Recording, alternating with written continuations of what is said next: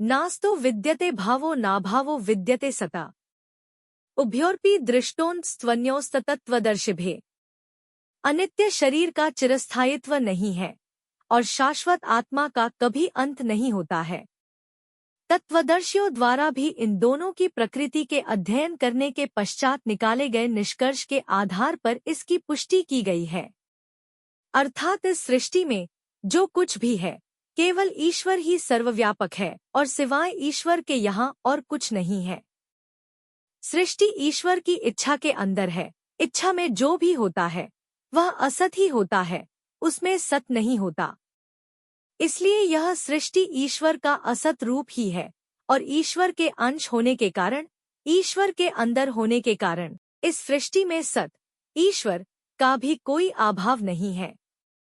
यह सृष्टि पूर्ण रूप से ईश्वर का ही अंश है और ईश्वर ही है। यह सृष्टि सजीव शरीरों सहित ईश्वर की इच्छा से निर्मित होने के कारण असत है और इसका कोई सत रूप से अस्तित्व ही नहीं है और ईश्वर का ही अंश होने के कारण इसमें सत अर्थात ईश्वर का कोई अभाव नहीं है।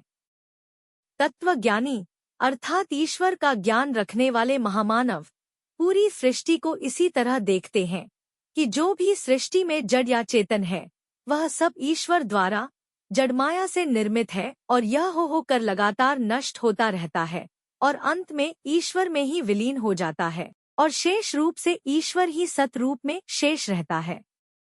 अर्थात जो कुछ है जड़ है, यह भी ईश्वर का ही अंश है। यह जो कुछ चेतन तत्व है वही सत चेतन ईश्वर का ही अंश है।